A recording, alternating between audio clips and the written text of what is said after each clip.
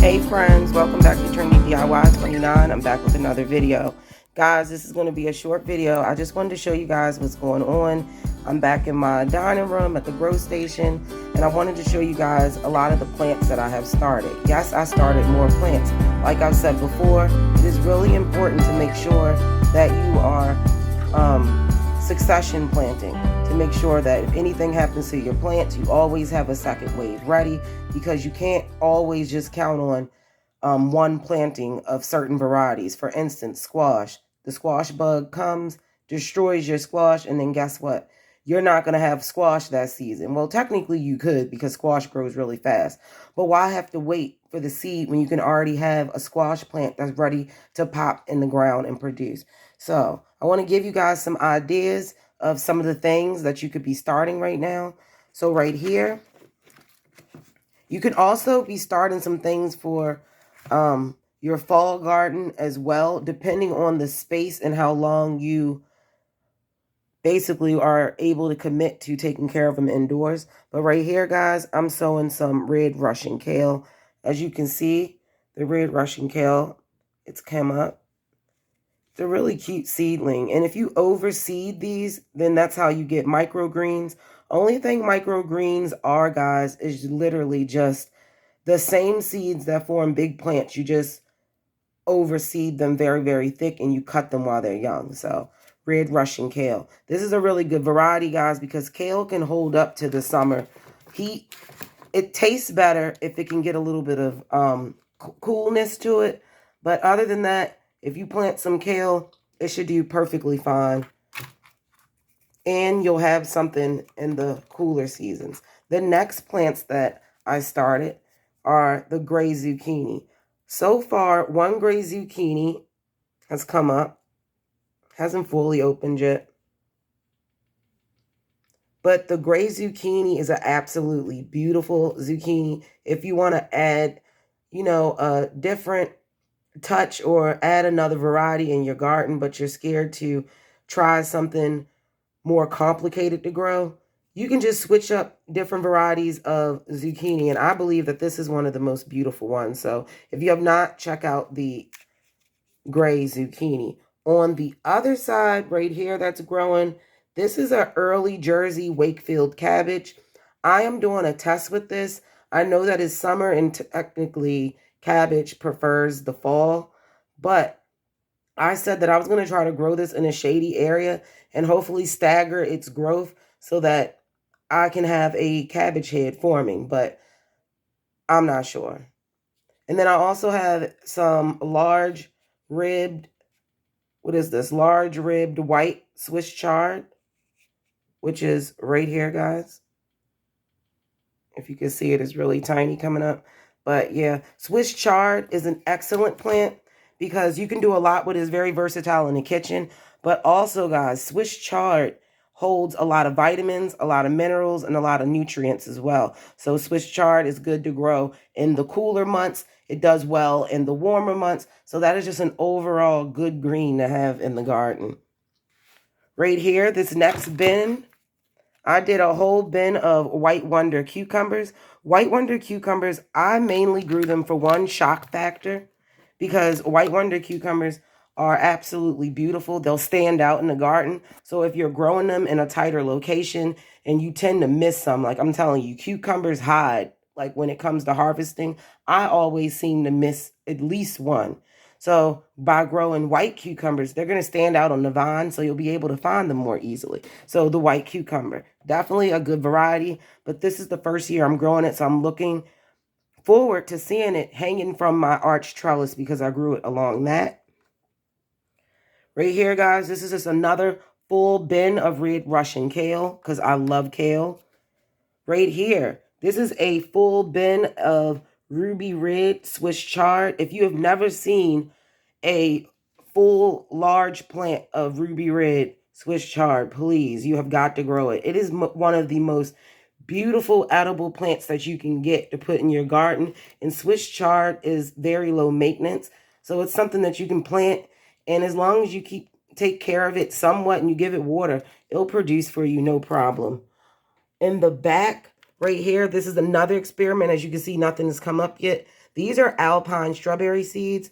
I know that it's late in the season to be trying to grow strawberries, but I'm just trying to test the waters. Because like I always say, guys, in gardening, you will never know unless you try. You need to have fun with this. If something dies, it's okay. You can always replant. So don't ever be discouraged because you're scared to kill something. That's how you learn. Now, these look absolutely beautiful. I feel like these are so beautiful and healthy. And this is a whole tray of gray zucchini as well.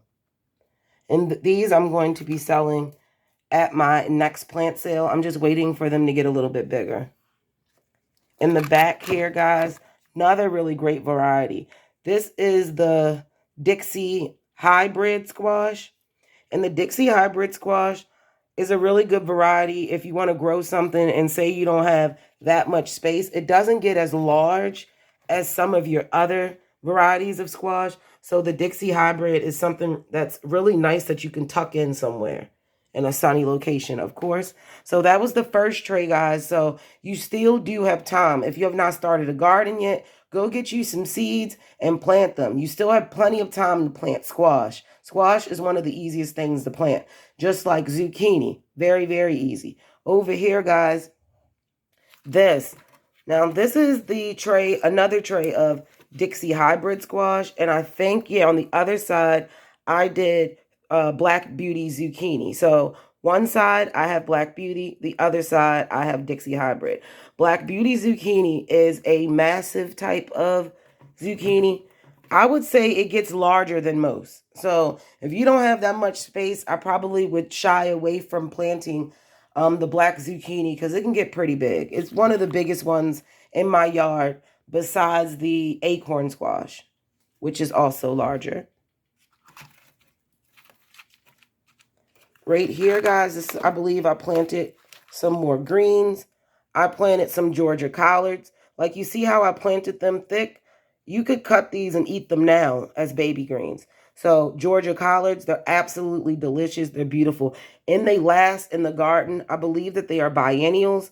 So they'll go to seed like the second year. Sometimes they actually don't if the temperatures are right. So yeah, these will definitely last in your garden. So if you're going to plant Georgia collards, I would say plant them somewhere where they can stay for a little while. Right here, believe it or not, guys, this is a freaking tomato. Not this one. Another seed must have got over there. But this is a medium rare tomato. I don't know why I'm trying to start a tomato this late, but you technically can. Starting one from seed, especially a larger variety like this medium rare tomato that I'm trying to start. I may or may not get a tomato. I feel like I have enough growing season left to get the plant up to size, but it's the letting the plant take time for it to ripen and all of that stuff. The ripening process is what I'm worried about because that's when it can start to be getting cool. And as it gets cooler and the days get shorter, your tomatoes start to struggle. So that's something else.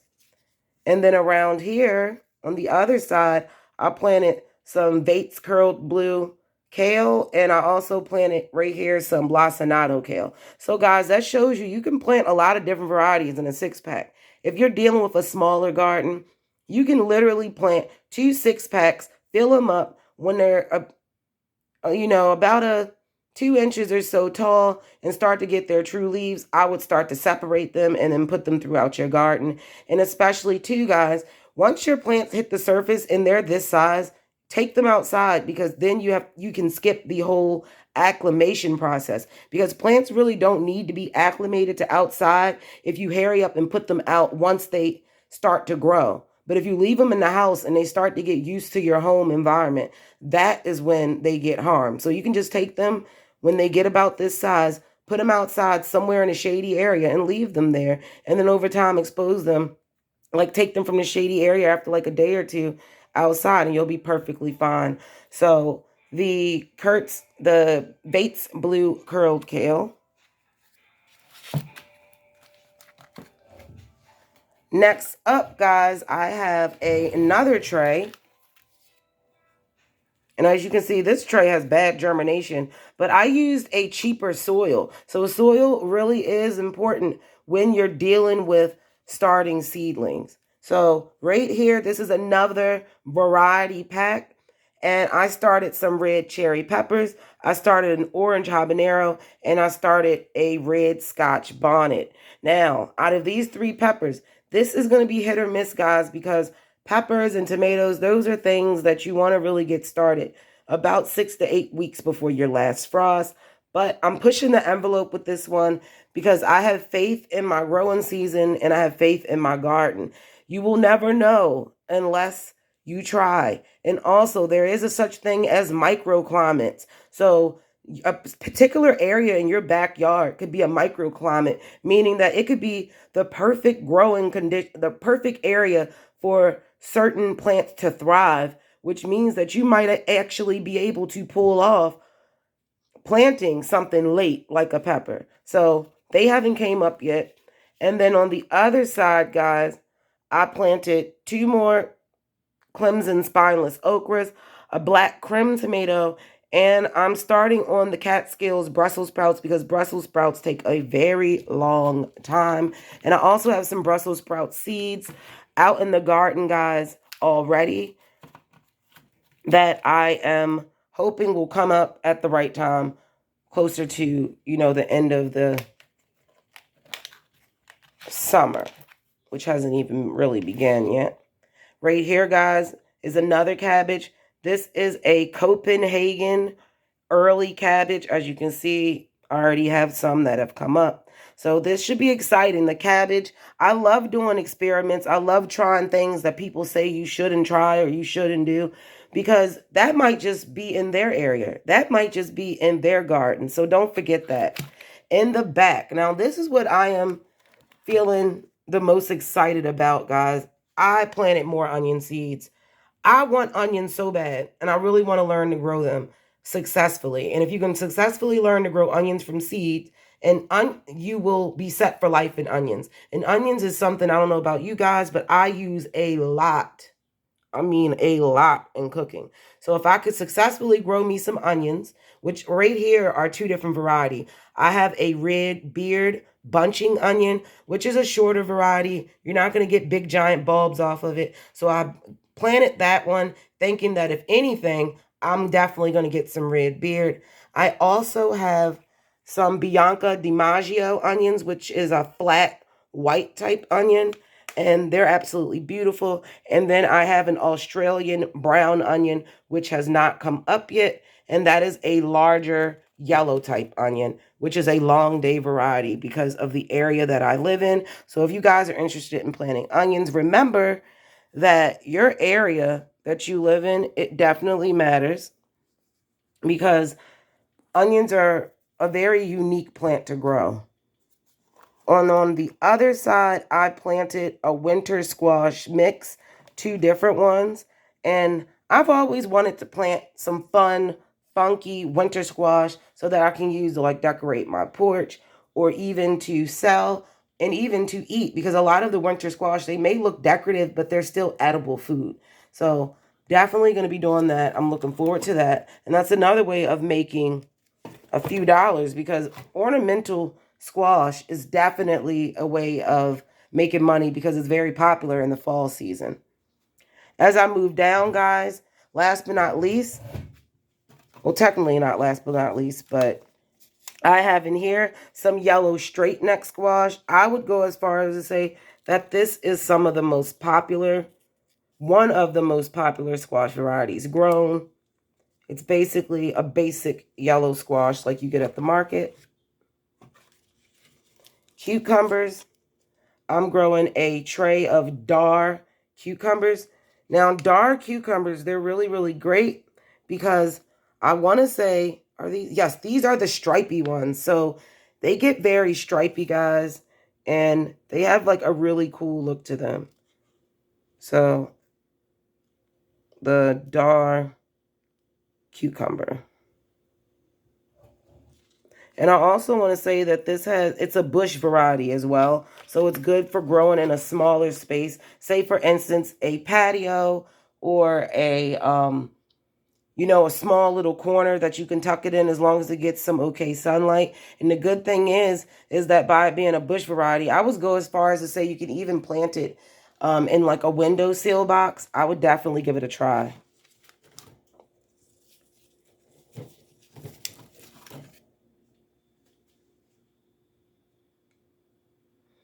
Next, guys, I have the Muncher cucumber. Now, the Muncher cucumber is supposed to be a really, really delicious cucumber that really doesn't go very bitter easily. So I'm definitely looking forward to it. And it's a very shiny, glossy type of green cucumber. But if you guys are wondering why the leaves look like that, they were a little too close to the grow lights, because as you guys can see up here is where I was growing them at. I just took them down so I can show you, but I have my heat mat, I have my lights. When you're starting from seed, guys, you want your you're going to want your plants and your lighting to be no more than about 2 inches above your soil, because when your plants push through the surface, that is when they need the light. Your plants don't necessarily need light in order to germinate. Some plants do, but the majority of plants can germinate without light. Only thing they need is the right temperatures. But once they push through the surface, it is very important that you get your plants to light immediately, because if you do not, within a few hours, even one day, they can become leggy. So you want to be careful on that. But this is the Muncher cucumber, so I'm just going to have to move it a little far away from the light. That's all. And make sure you use LED lights too, guys, because you don't want to fry your plants either. LED lights don't give off. And I will say that this is what I'm the most excited about, guys, is that if you can read that, yes, I planted it. The small sugar pumpkin. My dream is to get at least one pumpkin vine somewhere. I got to find somewhere, tuck it in a corner, let it vine out by itself. But I want to make homemade pumpkin pie. I also want to play around and see the different things that you can do with pumpkin, because pumpkin can actually be savory as well. It's not always used in just sweets. So the small sugar pumpkin. Really cute. So yeah, guys, all of these plants, as you can see, are developed. I don't know why my phone is acting like this. But guys, as you can see, I've started multiple plants. You can see the date that was on the tag. I started all of these on the 9th. And look at all the growth that I have. And all of these are going to go outside so that they can get introduced to Mother Nature. And I'm just going to make sure that I keep them moist. Moisture is definitely important when it comes to growing seedlings. So guys, I hope that you enjoyed this video. Make sure that you like, you share, and you subscribe. And I will be back with another video.